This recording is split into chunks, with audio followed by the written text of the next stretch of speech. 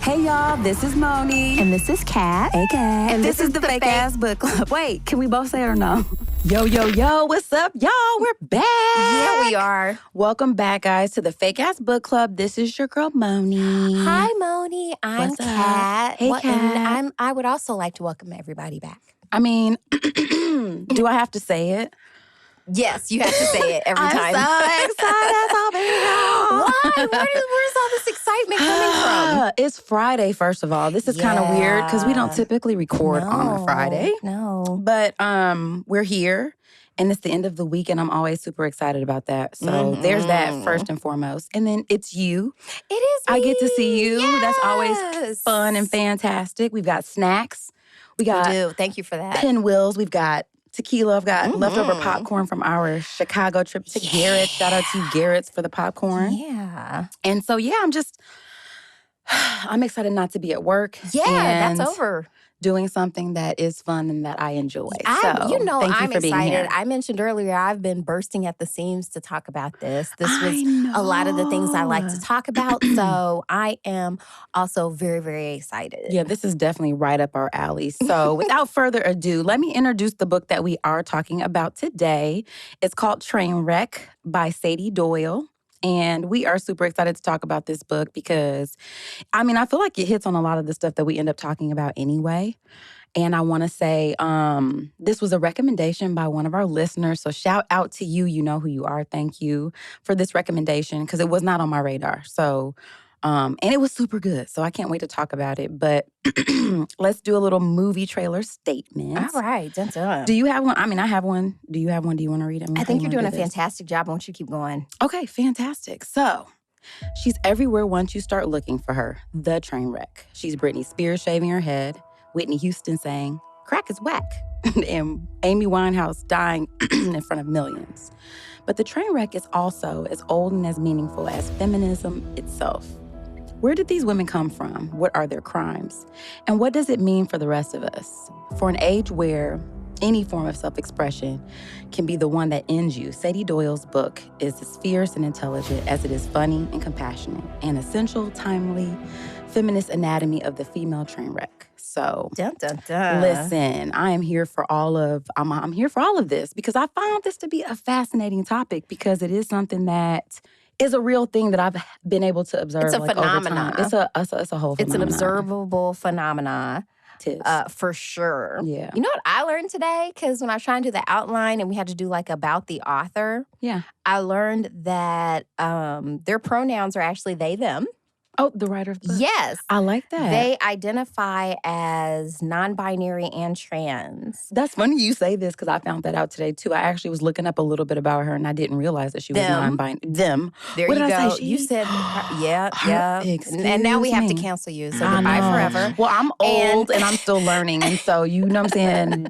Just beat me with a stick and I'll learn. It's fine. Okay. It's hard to catch up. And actually, is. English is very patriarchal in nature. So a lot of times it's hard to adjust. Well, it comes from Latin and Greek too. So let's go back to that. The language itself is sexist. So I don't think there's anything wrong with having indefinite pronouns for people. I don't care about it. I'm going to give you, I'm going to call you whatever you need me to call you to feel comfortable. I'm about to start calling everybody they, them just to cover my bases. That's right. Because I can't remember for everybody because listen, I'm can tired we and agree? old. Like it's hard remembering people's names.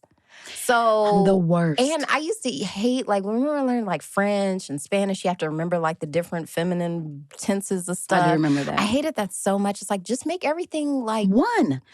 My son is learning Latin at school, and it's the same way. And this is why I'm saying, like, this dead language that, English came from is still, like he's having to learn about that now. So anyway, enough about that. That's boring. But they go by Jude Ellison Sady Doyle. I saw that. Yes, Jude.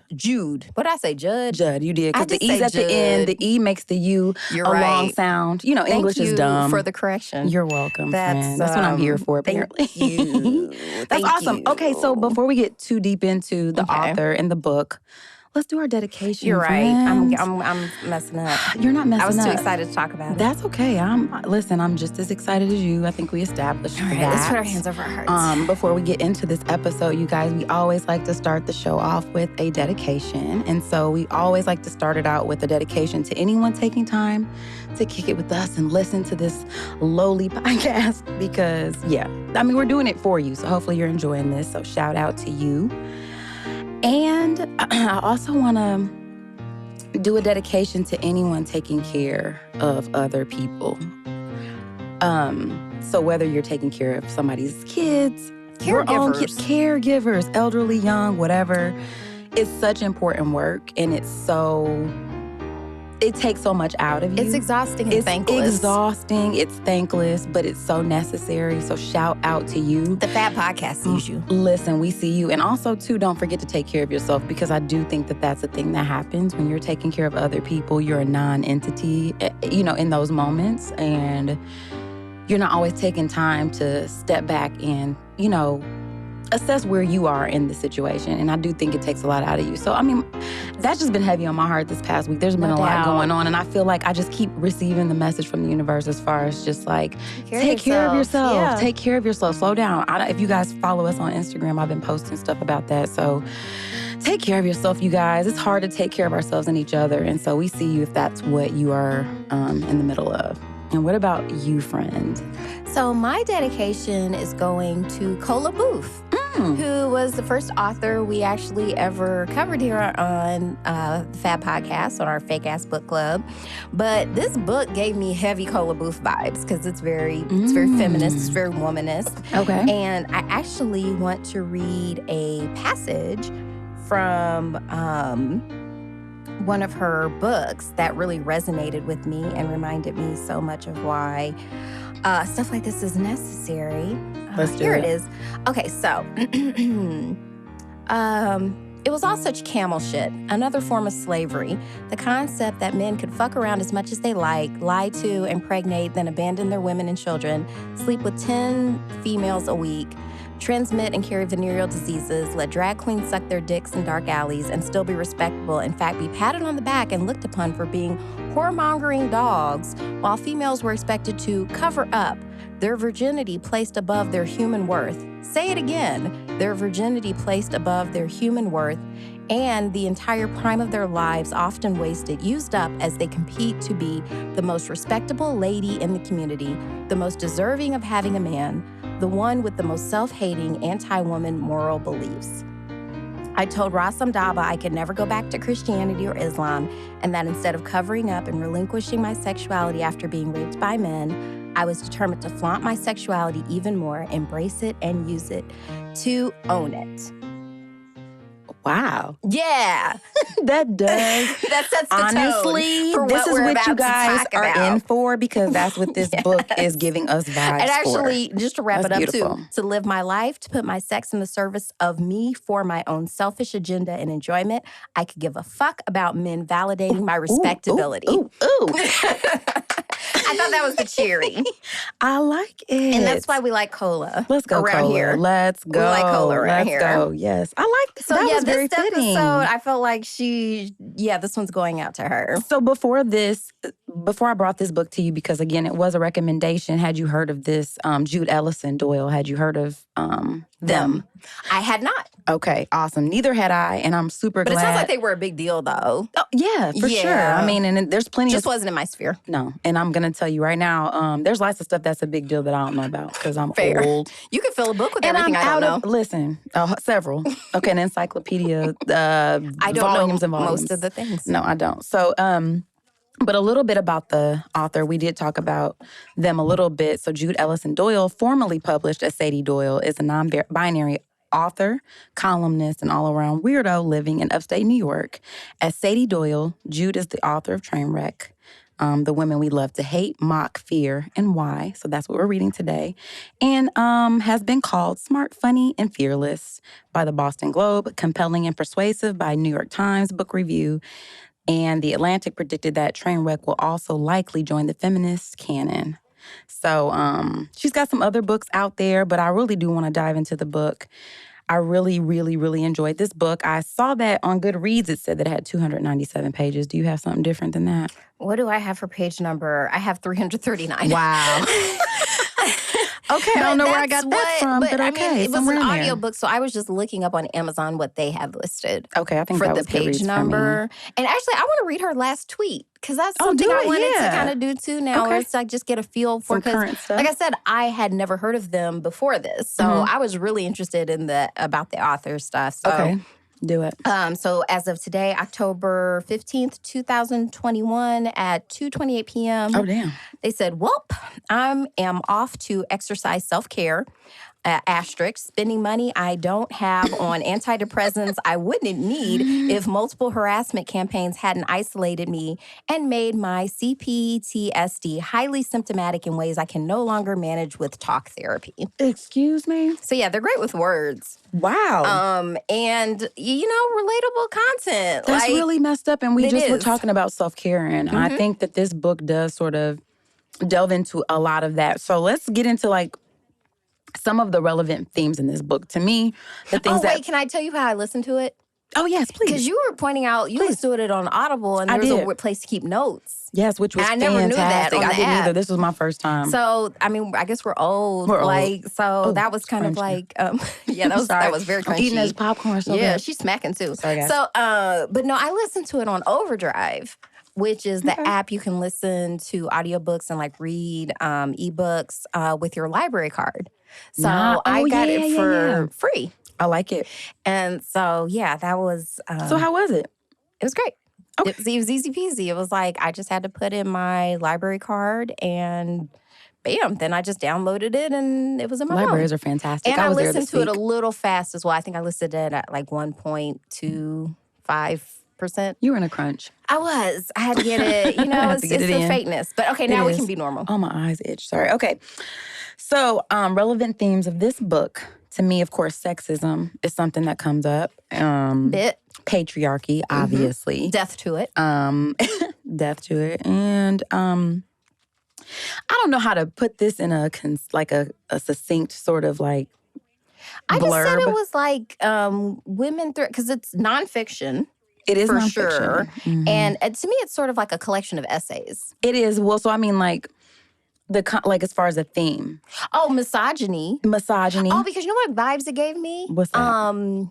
What was the book we read about the mistress? Sex with the Kings. Oh, Sex with Kings. Yes, yeah. It gave me vibes like that because she even talked about some of the women from that book. Because you're going back. I mean, so this book, the setting kind of goes back through the 1800s till now. Is it the 1800s? No, is it farther the than French Revolution was in the Don't have me 1700s. Okay, 17s. We know it's way back till now, and so it's using examples. So, basically she's sort of finding the anatomy of what the train wreck is. So she's kind of asking you, when you think about a train wreck of a celebrity, female specifically, close your eyes and think about who that person is. And really ask yourself, what makes them a train wreck? What have they actually done that's been so crazy that, they deserve to have their privacy invaded or their lives turned upside down or just really just disrespected and sort of isolated and shunned or whatever. And this is something that has been happening since the 17th. I mean, even before then, I'm sure the beginning of time, honestly. Just the hatred of women and just sort of, with Cola's it hasn't always been like that. Just in as long as we can remember, it's been like that. But I have to believe there had to have been a time where everyone, do you think it's always been like that?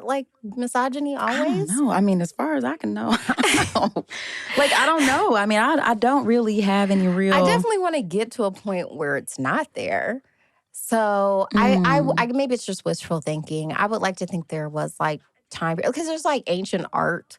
You can go back and look at, and it's clear it was made by women, and they were kind of matriarchal. Or even the Native Americans, a lot of them had matriarchal societies and stuff like that, where there's not this. Did I make you watch that documentary on Vice about the all-female village they have in Kenya? Yes. Yeah. That was fascinating too. I liked that.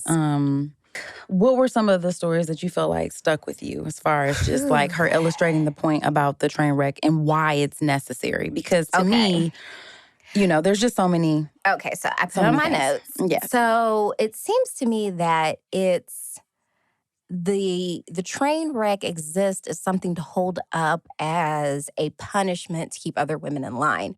So yeah, it's basically she's a deterrent to keep people from following her example of self-fulfillment, because this is what happens when you go outside the bounds of what respectable women are supposed to want. And that's what I was trying to encapsulate in like a phrase. Like when I was saying about themes, like I felt like there is this phenomenon that exists where you have to create this boogeyman of a woman. And it's like everything you do is to not be her.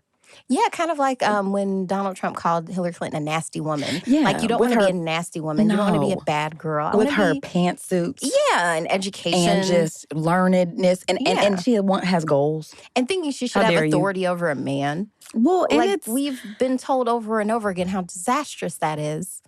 100%. So, like, it's almost like the need to create even just, another parallel to that to me is also just like why, not black people, because that's not why we exist, but like the idea of a nigger, you know what I'm saying? Or the nigga. Yes. Like there has to be a bottom. Like there has to be something that you're aspiring not to be. Yeah. And I think that is exactly what you do. So like, it's like, okay, so if I'm going to be a respectable woman, I have to avoid these things because I'm going to end up like her. And put her down as well. And point to be like, oh, that dumb bitch, that will never be me. Listen, and this is why a lot of the time, like, the people who are enforcing these sort of like stereotypes or these archetypes of like what women should and shouldn't be are the same people. Like, I think we talked about this before with Handmaid's Tale, with Handmaid's Tale with Aunt Lydia. Yeah. Her being like, the ultimate enforcer of just, the women who were, keeping them in line. Keeping them in line. And keeping that's them what we do. And really convincing yourself that what you're doing is a virtue. 100%. Like, I'm not being harmful. I'm actually making the world better. Because now I'm holding them accountable to, like, this ideal of what it is to be a woman. This is the only way society will work. Right. Because that was the thing, too. Like, in that Vice documentary, like, a lot of the people who, or like a lot of the men who were, like, against the women-led villages, they were like, it can't work. Like, we just basically don't even believe, like, women can do anything. So, like, it's just going to fall apart. Wow. And it's really messed up. I don't like that. One thing I did also like about the book was the fact that she did state that sort of Black sex, like the sexism that Black women experience is different. Right. Explain that. Do you feel like you can put that into like, words? I liked that as well, I wrote down some quotes here. Yes. Because while she was saying for like a lot of the train wreck rhetoric, white women are smacked down for trying to be sexual, while Black women are smacked down for trying to be anything else. Ooh. So this idea that we could be creative or like Smart. anything other than hypersexualized. Right. Then, because she brought up Nicki Minaj, and it's like there's all this stuff that she's accomplished, but the only thing people can talk about is her butt. That's true. And also, too, this was just kind of funny to me. She brought up the book Incidents in the Life of a Slave Girl.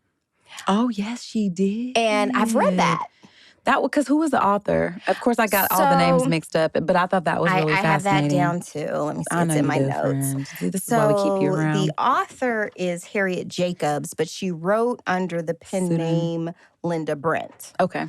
And I always refer to it as the Black Anne Frank. Because she was like locked in. Yeah, like she was like that. She was actually more confined than Anne Frank was. Because she was like in a chest or something. Yeah, like in the attic. Yeah. Like she really, really had that like for hide 7 out. years. Like legs stopped working. And it's been a long time since I've read it, but I remember some of the stuff that stood out to me was like so much of the, because her baby's father, who's also her owner and stuff like that, like he was basically like still lying to her and running games. Like, yeah, girl, I'm gonna take care of you and make sure. I know you're in the closet right now, girl, but I'm gonna get you out there real soon. Make sure we're gonna get you free. The kids will be free. And he was bullshit. You know what I mean? Like, of course. Oh, you know what? We're supposed to be. Wait. I forgot. Well, finish your thought, but that just reminded me. But go ahead. I was gonna try to make it through this episode without using any cuss words. And we're doing a bang-up job. We are. Well, no, we're not. And then the deterrent was to be you have to take a shot every time. Have to take a shot every time because the last drink you gave me said... we'll just say one for all of them. This one's for all of them. I know. So far. Because it's been some. It has been some. Salud. Salud. Wow. Tequila. That was tequila. Okay, so now yeah, I love focused. how she dove into this. Like she did a deep dive into because Black women are having a different experience than white women. Yeah. It's not like white women are having the easiest time of it and don't experience sexism. Mm-hmm. It's just on top of sexism, we're also experiencing racism. And it is nice that she can recognize that because I It's do very feel nice like... because I feel like a lot of feminism has had that problem. Yes. And that's why it they seem doesn't like more of resonate a sometimes. modern feminist. So there's this idea. You know, what I didn't like was they seem to kind of blow Caitlyn Jenner a lot. Like there was, I don't remember that. So now it's been so I listened to this book, but it was probably like a week and a half ago. They were trying to make it sound like the problem people have with Caitlyn Jenner is because she dresses kind of sexy or whatever. She's racist. That's the problem I have with her. Yeah, like other than that, I don't care how you live your life, Caitlyn. I really could wear care what you want. The fuck less, but and also too, damn it. Damn it. Okay, you got to pour yourself one. I got one. Dang it. I can't. Oh my gosh. Now I'm already getting hot. Problem. But yeah, my problem is, the racism, the fact that she doesn't support like medical policies that would support other trans people who aren't as rich as she is. Right. Her privilege is like seeping. It's like a seeping wound. And also, too, not for nothing, she's not cute. And I'm not anti-trans for pointing that out. Like, obviously, there are gorgeous trans women out there. You know, to Laverne Cox and Janet Mock, they are stunning. But like... And like, what was the name of is it AJ Rodriguez who plays Angel on Pose? Oh, man. Everybody on there, and I'm terrible with names, but the whole cast, Dominique I'm sorry, Johnson, they're all beautiful. I can't even. I live. Killer. I can watch them all day. Okay, let's do this. Oh, boy. This is your fault. It's yours. Oh, God, that was 2 in a row. I'm done, so you better keep it clean for the rest of the show. You have to stop cussing. You have to stop cussing. I am. I'll never say another cuss word again. They were kind of, well, Caitlyn Jenner, you were saying. The author was sort of using Caitlyn Jenner as sort of a... Like a rallying person? To me, I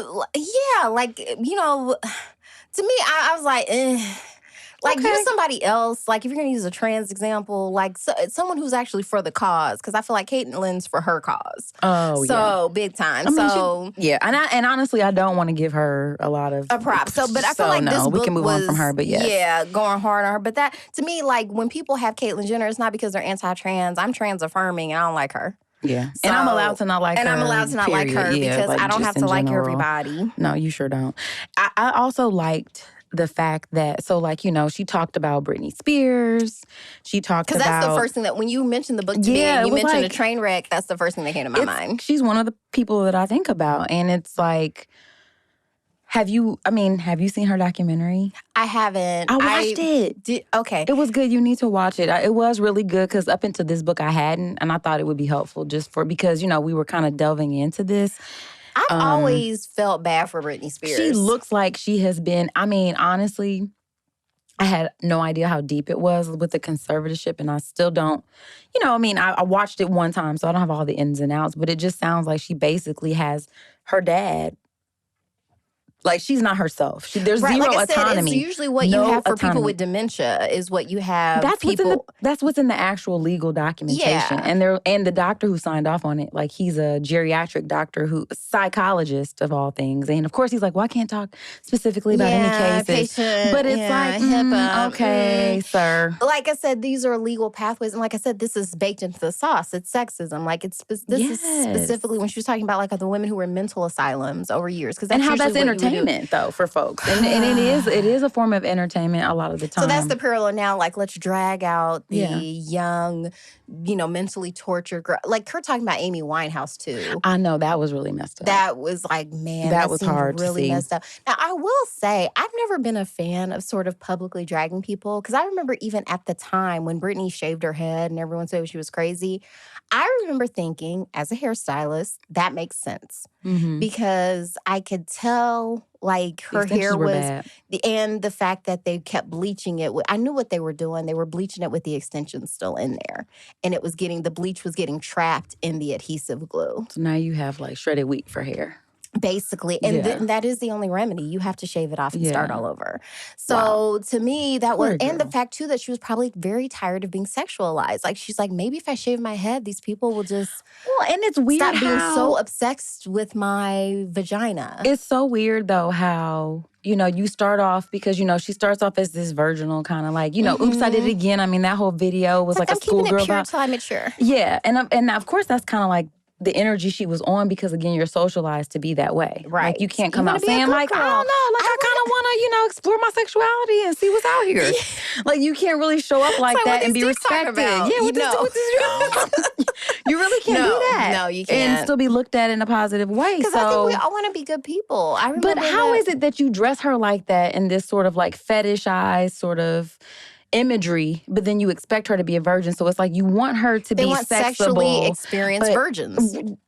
So help me understand. They I don't want sexually experienced virgins. I don't who understand. Are just like, and the only type of good woman is the only woman who just wants one man forever and being completely. But every man supposedly is like this sex monster who just is like, not sex monsters. I mean, it's like, you know, yeah. it's like, well, every man wants it from you, so you have to be like the gatekeeper of the You have goodness. to be the goalie to like, keep the sperm I'm out. sorry, what? Like, Yeah, that's you're not like- attainable. And I just feel like it's sort of it's a weird paradigm to be in where you're expecting somebody to be this virginal image of something, but then it's like you want to have sex with her though.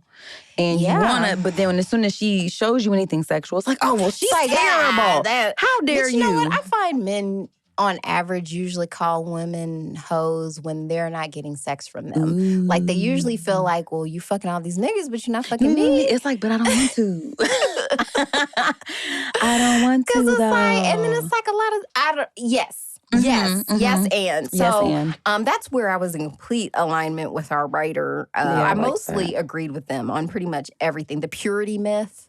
Like, that was the thing, too. Like, even in the Cola Booth quote, when you talk about, like, your virginity is... Because, you know, I'll just keep 100 with the listeners. Like, when I was in high school, I mentioned this before, I was in the celibacy club.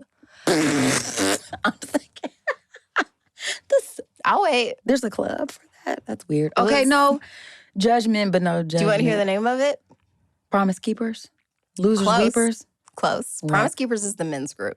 Okay. I was in a Promise to Keep. I had all the words right. You're close. It was the brand, right? That's the brand. Promise Keep. Well, no, we always had this joke, too. It's like, I'm going to promise to keep you happy. Oh, wow.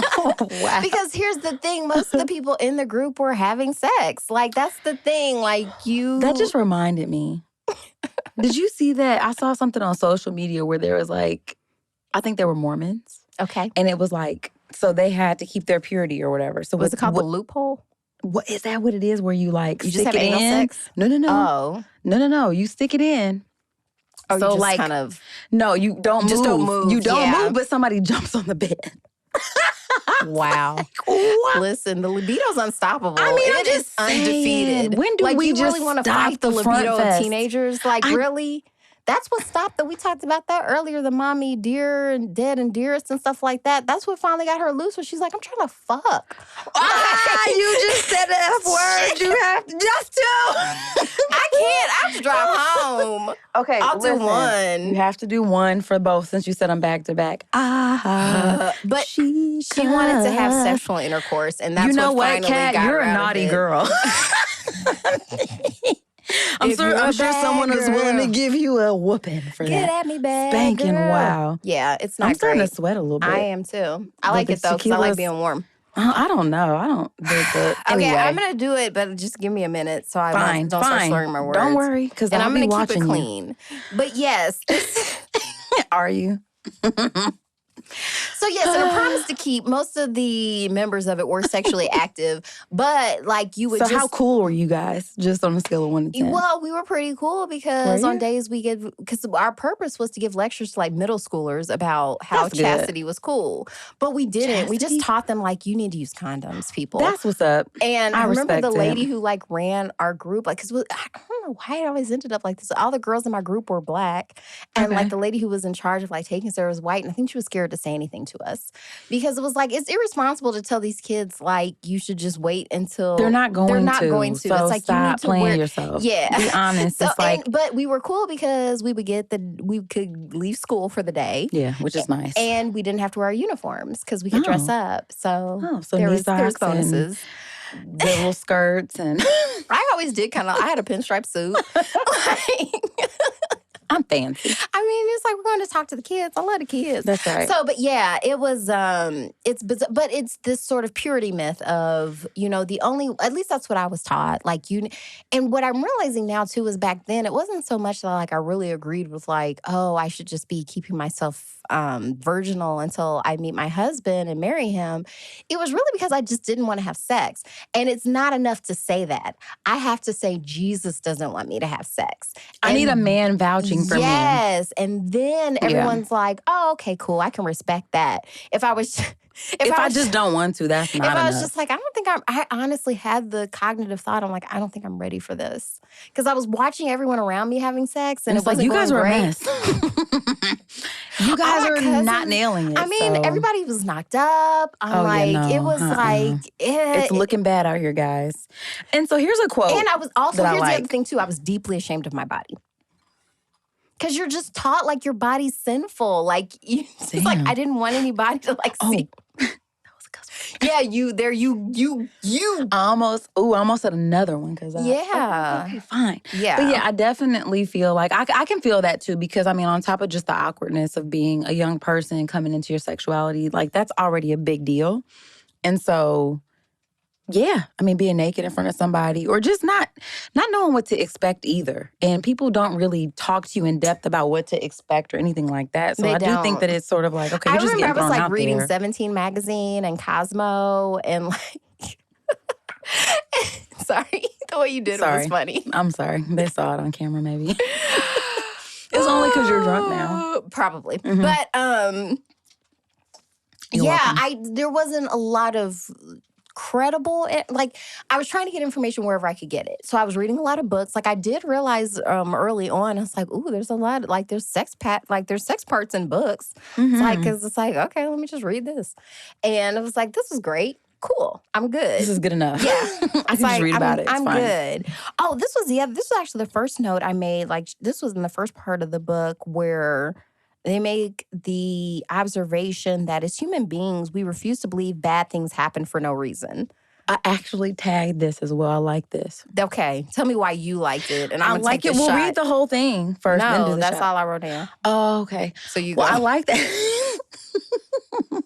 I like that because, I think that there is sort of a randomness to life sometimes. Sometimes we're always trying to assign value to something or a meaning to something that does not exist. Life is just happening. There's no malice behind it. Like a lot of the time it's just you're dealing with the circumstances that are in front of you. It's the cards you're dealt. If you hear about somebody, like a Britney Spears, where it's like, well, they're following her around and they're doing all this. And it's like, well, if she wasn't such a slut sucking her, guy off on the balcony, that was so then maybe, she wouldn't be. And it's like, I mean, but you're like, why shouldn't you be able to have sexual interactions with the person who you love? Like, I don't know that there's somebody sneaking in the bushes. Or why should I have to live my life like somebody sneaking in the bushes? Like, I don't have any moments where I'm able to just be like, some of that comes from just feeling like because you're a celebrity, people should have access to you at all times. At all times, and I don't. Like you belong to everybody. Yeah, like you belong to everybody. And I get that like there is some of that, but it's not true 100%. And I think that she deserves, like women and people, whoever, you deserve to be able to have your own escapade. Yes, like your own stuff. And it's like you're making her into a bad person for having consensual sexual like interactions with somebody who ended up being her husband and she had 2 kids with. You know what I mean? So I just really hated that. I don't know when I had this thought where I was like, I would hate to be famous because everybody knows like all your bodies. I hate it. And they're trying to, like, they even talked about how like the paparazzi are like doing these shots where like, they know you're getting out of a car, so they're going to be low down. Skirt stuff. Yeah, like that's creepy as hell. Like why? Oh. I can't do it anymore. Wow. game You owe me over. one. You do. I do. owe me one right Call me now. tomorrow. Listen, I'm not calling you tomorrow, but you owe me one. Just know that. But yes, it's just a super creepy practice, especially when you know some of these girls are really young or underage. young. It's like, why are you doing and here's this? the other thing they pointed out too was that once these celebrities die, so the Whitney Houstons and the Amy Winehouses and stuff like that, then we're like, oh no, we always loved them. It's like, no, you didn't. I was like, it was so sad. I was one of the, and so let's just give it up for Britney Spears for being a survivor out here. I know. Because really, a lot of people, I remember Dave Chappelle pointed that out too when he was talking about like when Mariah Carey had her breakdown, and he was like, these are not weak people. Like, there's something wrong with this industry. Like, it's not it's not like, oh, Mariah Carey, she's so crazy. And but it's so easy to do that, though. I could be a better Mariah Carey than Mariah Carey. Like, I could do so much better. Yeah. It's a lot of pressure, and I do feel like, especially for women, it's not to say that men don't have that same pressure, but I think that the mold, it's a different kind, is what I'm saying. It's a different kind. They have their own pressure, and it's not a competition of oppression. Like, we all have our own, but I think what's unique to women is that there is this very specific mold that, like, if you're not fitting in this mold, you're getting dragged. You're hysterical. And a lot of it is I'm like one step away from being a train wreck. I mean, the fact that we have the audacity to show up recording our actual thoughts, that's another thing I found super interesting, that a lot of these women that she highlighted in these books, back in the day, especially some of the historical ones, don't have me. I'm too drunk to think about the names. There was Marie Antoinette. Yeah, but Woolcraft, what is but anyway, so she was talking about certain people in these books, and back in the day, they were wanting to be, even Jane Austen, like, had to Charlotte sneak and Bronte, write. Sylvia Plath. Yes. Google them all. Mary Wollstonecraft. So these women were, they were artists and they were writers, and when they were trying to write, I remember one of them, I don't remember which one, was talking to this guy about, like, I want to be a writer and all this stuff, and like being embarrassed and kind of like down talking herself, saying like, I know, like, a proper woman would never want to, like, I don't want to bore people with my thoughts and feelings. Oh, that was like the Linda or Harriet Jacobs, where she felt like too embarrassed, like she almost didn't want to even publish her work because she's like, I'm uneducated. Like, people will like look at me and like criticize me because I'm afraid my grammar isn't correct. And she was like, it's writer. Amazing. A fantastic writer. I remember that book. Like, I would never have assumed she was anything other than educated. Listen. And that's all I'm saying, is that, like, people want to put you in a box and want to make it to where it's like, okay, if you're not functioning at this capacity, if you're not taking care of kids, if you're not, this idea of what we call femininity and what a woman is, you're boring people with your thoughts. Nobody wants to hear this. And it's just sort of like, I don't know, like, to me, it's really sad, because think about all the women out there who have a story to share, that they don't share it because it's like, well, I just, no one's listening, or they don't feel like it's important enough or whatever. So I'm just really grateful for the stories that have gotten out there. And a lot of times too, just to piggyback on, like, when we were talking about, needing Jesus, you feeling like you needed Jesus to co-sign on the fact that you weren't ready to have sex, though, the idea of like a man's voice validating your point of view. So, like, simply because we've been taught to value a man's voice over women, our natural response to a woman's claim of, like, violence is that she's delusional or she's unstable or whatever. She's you know what I'm saying? Like, yeah, like, there's always something. And I just feel like it's easy to shut a woman down when she's speaking her truth, because the fact that you want to be heard, or the fact that you have the audacity to tell your story, is enough to be a train wreck. Like, that could be us technically. Like, here we are having a podcast where, we're talking mad, you know what? I ain't about to say the word because I can't do no shot right now. I can't either. But we're talking, you know what I'm saying? And it's like, that in and of itself is revolutionary, because plenty of women are ostracized or othered or, you know, even the idea of us cussing or whatever, you know what I'm saying? Like, that's not the feminine ideal. It's not We're very conventionally ladylike. attractive and you're too cute to be, you know what I'm saying? Like, all of that kind of thing. And it's like, you know, I get to be who I am, though. It's not, don't let the smooth taste don't let it fool you. Listeners. Don't do it. It's very real out here. In these streets. And it reminds me, it's like, my daughter even knows, because it's like, I'm not a lady. She's like, I know, you're a woman. It's like, yeah. There's a difference. I mean, it's like, I'm not, though. Like, I was raised to be a lady, though, and shout out to my mom for trying. But I mean, again, too, can we redefine what that means, though? Like, it's a very neat, well, I can do it, I won't. No. Well, no, it reminds me, too, of, you've probably seen this painting. It's like a famous painting by Manet. No. You've never seen this painting? Never seen that in my life. It's called Luncheon on the Grass. Maybe some of our listeners have seen it. And uncultured. That's okay. Like, you learn about it in art history if you ever take art history. Yeah. And it was very controversial at the time because there's a naked lady in it. Mm-hmm. And so this lady right here, she was one of Manet's models that he used a lot of times. And her name was Victorien Miro. And she was an artist in her own right. But she was considered a prostitute because she wanted to paint, and like, that's enough. Like, you want to paint, you're a prostitute. Basically, because she would pose nude. So you're basically a prostitute now. And like, in the composition is great because it's called Luncheon on the Grass. And it's like these two guys and two women. And one of the women is nude. And you can just tell, like, it was a vibe. Like, they were just having a luncheon, and like, one of the chicks got naked, and the other one's, like, bathing in the river. Okay. So it's a vibe. But it's provocative because she's looking straight at the viewer. And how dare you lock eyes with me in your naked bodies? Yeah, like, it's very challenging in a way. And it reminds me of that sort. And back, what year was this painted? It was the old-timey days in France. Not the old-timey days. It was the old I'm trying to think. I can't remember when this was painted. Doesn't matter. The 1800s They're not going to or whatever. They're not. Like, look up Manet. He's interesting.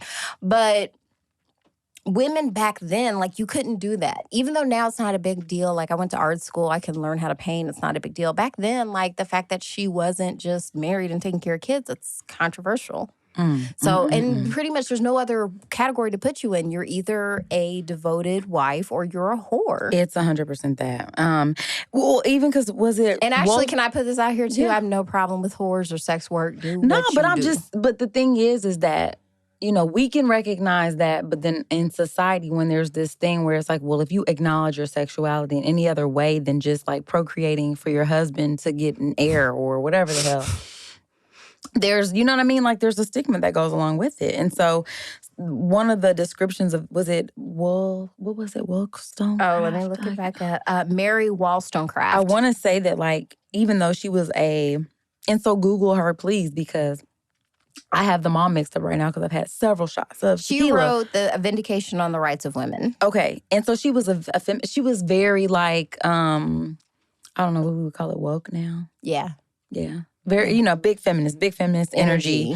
And, you know, I think that a lot of people kind of would just categorize her. Like, if they talked about, some people who talk about her will say she's a suicidal hooker with a shame baby. Because I think she had a baby, like, before she got married. Before she got married and stuff like that. And it's like a whore. So, like a whore. Like a whore. Like a whore. Like, you forget about the fact that you have revolutionized, you know what I'm saying? I don't care that she's good at writing. And, you know, you have this feminist cause. You opened your legs to a man that wasn't your husband. How dare you, madam. And I hate you now. You are a whore. And everything you do will turn to dust. Mm-hmm. And you have no value now. And so, I mean, I don't know. To me, I feel like that's really, really sad because it's there's no winning. To me, I hate it when there's no move. Because that's the thing. Like, you're kind of damned if you do and damned if you don't. Like, because no matter what, like, even if, let's say, you decide to play the submissive wifey role, you know what I mean? Like, there's no right way to do it, it feels like. Because even then, like, it feels like... Wow, what are you going to say? I don't want to take this on a whole tangent because I don't want to just bring my shit into it. But like, no, but there's just no good way to do it. For instance, because she brought up like the Hillary Clinton, Monica Lewinsky Thank you stuff. for bringing that up because I wanted to bring that up. It's never called the Bill Clinton scandal. It's called the Monica Lewinsky scandal. And let's talk about it. My name is actually Monica. Oh! Oh, shit. And it was a terrible time to be named that in the 90s. Bum, bum, bum, bum. That shit right there, like, I mean, because I was in 9th grade, like, I remember wearing lipstick to one of my classes. The boys was like, oh, okay, Lewinsky, you know what I'm saying? Like, now I'm thrown into her category, and they're like, nah, I wasn't even having sex. I wasn't even. And it's like, why would you make fun of someone doing this if someone was nice enough to suck your dick? You want this. Why are you doing this? It's like this goodly woman who was nice enough to take her wet mouth and put it on your gross penis. Ew. It's like, I wasn't prepared, friend. No. Sorry, I should do it in the sexy voice. No, don't do it. Do not redo it. It's enough. Okay. So, but yes, you should just say, I'd rather you said thank you. Instead of, because let's just say, like, she was in a high whole school, child, though. She was like 22 years old. Do you remember any stories about girls who got caught sucking dick in high school? Yes, in the broom closet. Yeah, okay, in the locker room. In the locker room. Bathroom. Like, there's whole always train. Suck the whole car off. You know what I mean? Man. Like, there was a lot of stories. You know like, not to be her. Bull. You're like, I knew back then, I'm like, I'm not fucking anybody I in still my high remember school. these girls' names. I do too. Like, you're infamous at this point. You are. And I remember thinking too, I'm like, well, why aren't we mad? Well, I actually brought this up. whole team. Why are you doing that? Why are you expecting her to? Why are you asking her? No. I was asking my mom this. This was something different because we had a policy at the school I went to where, like, if you got pregnant, they kicked you out. So I was always like, why don't they kick the dude out? Because she didn't do anything he didn't do. And it's like, well, it's just like, it's not, basically the visuals. It's not good. She has the baggage of it, yeah. Right, she's got the receipts. The physical proof is on you, love. So you are the one holding it. Right, but it's like, but we never kick the dudes out for getting somebody knocked up. But my feelings was we shouldn't kick anybody out. Like, who needs education more than a single mother? Like, you shouldn't be getting less school. Right. You should. If anything, it's like, here's some more information. Like, you have to come on Saturdays now because you have a person to take care of. Like, you need to be here in real life. For real. So, I feel like I got derailed a little bit. No, you didn't, but I'm glad you brought her up because I want to say there's like a Netflix documentary too. She has some Monica Lewinsky now has a whole podcast type thing too. I didn't realize like she was heartbroken over the breakup. I didn't either. Being a kid though, I didn't know that. I was super young when the scandal was out and stuff like that. But I was like, damn, like, and here's another thing, because we're not gonna talk about it right now, but Dave Chappelle, he was ahead of the curve because he brought that up at the time. Because he did a stand-up bit about it, like when it was going on, and he brought up Monica Lewinsky, and people started booing. He was like, now hold on. It's like, she's a young girl, and she made a mistake that a lot of young girls make, that a lot of y'all have made, except at least who she sucked off was the president. A lot of y'all are sucking like just the manager dudes, of Kenny's shoe. Right. That's how old it was. Kenny's was still a shoe store. Wow. Kenny. You remember Kenny's? I do, unfortunately. See? So he was ahead of the curve. He was like, listen, y'all are being very unfair to this young girl.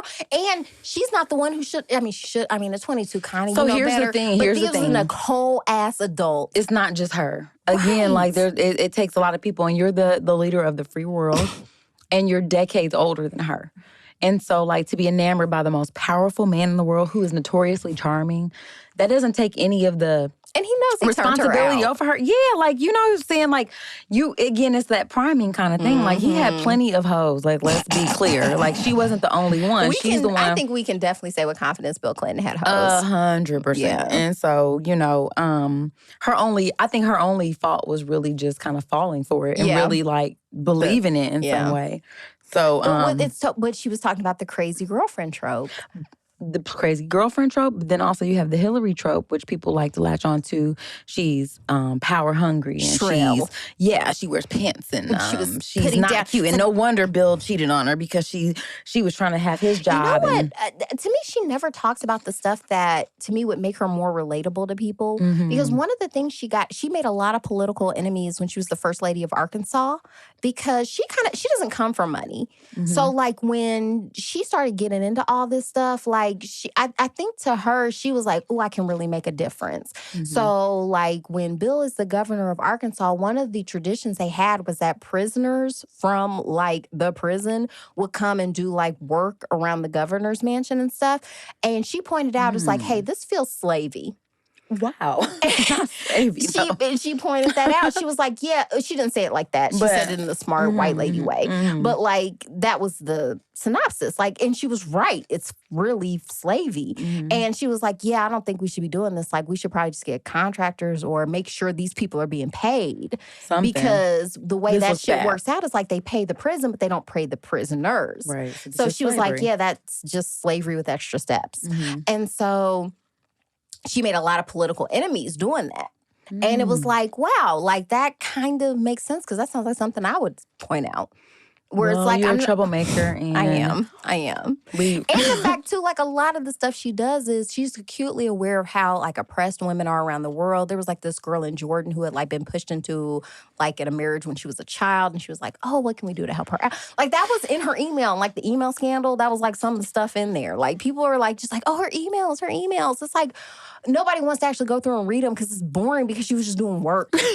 And it's boring. I was trying to help. It's boring as F. Right. Nobody wants. Oh, F. we need to. Let's wrap this up. Oh my God, I am a little bit buzzed. Okay. Yeah. So, what did you think about the book? I mean, like, I like honestly, it. I recommend it. I think that even though like I don't necessarily agree with everything that was said in it, I agree with most of it, and I do appreciate the fact that they were able to articulate why it's different for Black women and why a lot of times like I don't even a lot of times want to be even bothered with white feminists sometimes. It's true. And I think one of the quotes I really liked was that, like, enforcing silence is easy because really all you have to do is make people unsafe. You know, like if you feel like, okay, if I'm speaking my truth or whatever, I'm going to make it as unpleasant as possible for you. And I can create like anonymous social media accounts. I can basically make your life miserable because you're speaking up and you're piping up. And I think that this is why a lot of the time, like when I hear narratives about certain female celebrities or whatever, I push back against like actively being like, oh my God, yeah, she's such a, B word. Did you catch that, Fran? I did. Cuss word. I appreciate it because I can't take it anymore. I know you can't. But it's like, before I believe that narrative, I like to, I don't know, I don't like to take that on because I understand that being a woman who is speaking your truth and being clear about what your vision is and piping up and being loud and being seen and being heard is uncomfortable for everybody because women are conditioned to make everybody feel good and give my guardianship to a man. Like, I don't necessarily want to do that. I just, But can I also point out, too, like, I like men. Men are fantastic. Like, they're cool. Like, I don't want to, like, I feel like a lot of times, too, when people hear feminism, they hear, like, I hate men. And I don't hate men. It's not about that. I hate when men try to control what I do, though. Are men. 100%. I mean, I'm married to one. Yeah. And he's like, fantastic. Cool. And I have a son and I love him. And listen. There's a lot of male relatives. My brother, I appreciate the men in my life, but none of the men that I'm attached to are trying to really control. Right. Here I am. I mean, honestly. Good luck. I know. Like, good luck, though, in real life. Anybody who actually knows me knows that I talk mad. Yo. I can't say the S word because I can't do another shot. I cannot. And I'm sweating. I'm like and hold onto this table right now. It's not going to happen. It's keeping me. But I appreciate that because at the end of the day, you're not threatened by my voice. Because you know what I mean? Like, here's the thing. Like, if you're not against me, I'm not against you. That's you all know what it I'm is. saying? It's like, That's all it is. I want to see Black men get everything. Like, that's the thing. Like, I'm here for you, but it's like, don't you want me to get everything too? Ma'am. Well, and then, I mean, I guess when I just think about what a train wreck is, it's crazy because it's not just for celebrities now. Like, we could become train wrecks any moment. You could take one snippet. Yeah, you would. I'd tell you. Thank you. It's like, hey, yo. Why wouldn't you just let me stay in my ignorance? Hell no. I ain't about to do that. I'm about to let you know, friend. I feel like, but here's the thing. You can't do anything about it. I do want people to like me, though. Like, that's the thing. I'm a human animal. Like, I don't want people to hate me. Like, I don't want people to think that, like... Because I'm trying to think of, like, when people would be so mad at Britney. Or even, let's just like, okay, let me throw a bone to... this isn't even a woman. Justin Bieber. Remember when everybody hated him? No. And if I'm being honest, no, I don't remember that. I figured everybody always loved him. What did he do? There was a lot of Justin Bieber hate for a while. Mm. And I was trying to think, like... He was a child, maybe. Right. Yeah. That was always my thinking. I'm like, this is a child. Yeah. So I Fame never, is just a really weird thing. And it I think, is. too, And that's the there's thing. just... I usually try, I'm usually operating thinking like there's probably something I don't know about in this situation because most human beings aren't just acting irrationally. That's fair. Like they're reacting to what's happening around them. But yeah, we should probably, because I can talk about this for a while. You're like out of breath. So this was mostly about sexism, but there was some racism, but it was mostly misogyny. Yeah. That leads to this idea of like, Well, and I mean, it doesn't take much to be a train wreck. Like now it's not even specific to celebrities. I mean, just you having a voice out there could lend itself to you being dragged across social media or whatever. It would be weirder if you weren't having a breakdown. I remember my daughter was having like serious mental health issues last year. And to me, it made a ton of sense because I don't know if anybody else knows about it. There was a freaking pandemic. I know. And it's still going on now. It is. So it's kind of normal to be a little bit not okay. And that goes back to what we said at the top of the show. Like, we're all taking care of something or somebody, and it's not easy. And I don't think that, like, we have to really examine why it is that we feel comfortable judging other people when we are all going through something. And so, I mean, I think we can look at things and take it in for what we know that it is, but I don't think we need to be really, I mean, everybody's doing the best they can with what they have. And at the end of the day, I want grace. That's what I want for my family, my friends. I like your socks. Oh, thank you. Okay. I was just immediately drawn into them. I like yours too. I got those for you. You did. Mine don't match though. I'm impressed that it speaks to the difference between us. You're just always a little bit more together. Well, which I don't even hate. It's okay, but they don't match. I mean, like if I was really together, they'd be black because my pants are black. No, but they match each other. They do. But I was pointing out to you that they don't match. One of mine is Hermione and one is Hagrid. I like it. So those were fun. That was a fun gift to give. It was. I saw those and thought about you. I like them. We really have to wrap it up. We do. I'm hot. I'm sweating. Okay. Guys, this book is fantastic. If I had to rate this book, I'd give it... Ooh, what do you give it? Oh, I gave it 5 pussy hats. Wow. What is that? Remember the pussy hats from the Women's March? No. I don't remember anything. The listeners do. No, they don't. There was a women's march after Trump got elected. I do remember the march. I don't remember the... And then they had like these pussy hats. It was dumb. But they crocheted these hats that were supposed to look like pussy lips. And I don't approve. But I've given this book 5 of those hats. Okay. In the air. No, I enjoyed it. I did too. And I think people should listen to it. It's something to guard yourself against because I think that even though like I like gossip culture and stuff like that, like it's fun sometimes. I like the fashion of it. Like I really just like the clothes and stuff. But like I don't like tearing people down, and especially women. No, and I like to pause on that too, because it's kind of like, man, I don't know that I could be a better air quotes whomever, Beyonce. I know I couldn't. Rihanna. Like they like to drag all of these women. I mean, and it's almost kind of like, I mean, anytime there's a woman, there's always some kind of something. You're trying to drag them with some kind of scandal. Like, oh, Oprah has Stedman in the basement. Oh, like, Rihanna gave somebody syphilis. Or, it's like, man, fuck out of here. Like, let these people live their lives. Let like, them live. I don't know them. I just enjoy the art they put out or not. And sometimes, you know, at the end of the day, it really just doesn't involve me. Their personal life doesn't involve me. I don't need to be that. Again, that kind of concept exists to make us feel better about ourselves. So I would just encourage you to find some joy inside your life so that you don't have to look at other people and tear them down to feel good about yourself. So that's all I have to say about that. Round of applause. So goodbye, everybody. No, don't say goodbye. We're going to say, let's take a quick break because we have to spin the wheel. Okay. And then after that, we can say goodbye. All right, friend, we're back from the break. Oh, I needed that in my life. So I feel like there's still a lot of stuff I want to talk about. But it's time, so we have to wrap it up. Overall, I really like this book. I think everybody should read this. This is required reading. It's certainly, I mean, it's very introspective in a way of like, what your personal role is in the train wreck in and of itself. Because we do seem to find some pleasure in ripping women down somehow. And so I think it's good to ask yourself why that is. Like, why is that entertainment? Like, why do you feel good about that? What is it about that phenomenon that kind of gives you your life? So to me, it was a very relevant conversation, and it's crazy to think that like it goes back to the 17th century up until now, and how it really hasn't changed since then. Well, just in this book in particular, but obviously farther. But just considering, I don't know, like it's just like this hatred for women, and I think that it's weird, like when you bring that up and people try like it doesn't exist, like feminism.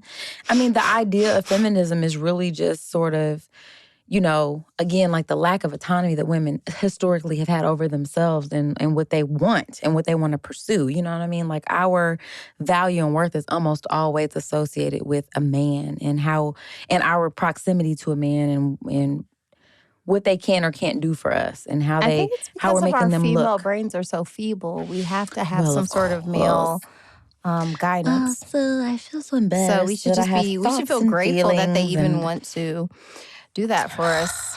I'm just kidding. It's all bad. It's 100% Goodbye, bad. everybody. No. Do not. Wait, are you about to jump off the cliff? It sounded like Suicide Friend. That sounded bad. Goodbye, everybody. No. Goodbye forever. Okay. So we're wrapping the book up, guys. You guys need to read this book. Before we go, though, we want to invite you guys to reach out to us. Check us out on our Instagram page, The Fab Podcast. And also, if you guys have books you want us to review or just, hey, maybe there's a Netflix series or there's something you guys want us to check out, email us at thefabpodcast@gmail.com. Follow us. Do all the things, like, subscribe, all that stuff. Let's see, what else? You know what I think we should do, though? What's that? Before we go. What's that? Should we spin the wheel? I guess. All right. Okay. So we're going to spin the wheel. This is the end of the show. We want to spin the wheel to see what we're going to talk about this next time. So let's spin it. Cast! Oh, man. I wonder if this is going to contain racism. It's going to contain racism. Damn it. I can tell you that. But it should be a good read. I've been waiting to read this book, so I'm excited to kind of unpack all of the things. Yeah, let's just get it over with. And let's just get it over. Let's rip the Band-Aid off. Let's do it. Okay? So it's going to be a lot of fun. So I love it. I just want to double back and thank you guys for joining us. I hope you guys are taking care of yourselves. This has been a lot of fun. This is literally the therapy I didn't know I needed. Mm-hmm. And I hope it's that for you too, because, it's the Fake Ass Book Club and we can have conversations about all kinds of things, friend. Yeah. And I appreciate you being here. Same. All right, guys. So, we're going to let you go. Yeah. Because we're both drunk now and it's getting inappropriate. It is. Okay. All right. So we got to go. Bye. Thank you guys for listening. You can check us out at thefabpodcast.com. Please subscribe, rate, and review our podcast wherever you're listening right now. We want to hear from you. Come put it in our life. Thanks again. And until next time, peace, love, and the Fake Ass Book Club. We out. Before we go, we must give thanks to our sound engineer, Eric Jizzy, from Dorian Keith Media, to Urban Nerd for providing our music. Buzz Viral Marketing runs our social media. And legal services were handled by Trezanae M. Atkins. If you like what you heard, please feel free to join us every Wednesday for another Fake Ass Book Club. Cheers.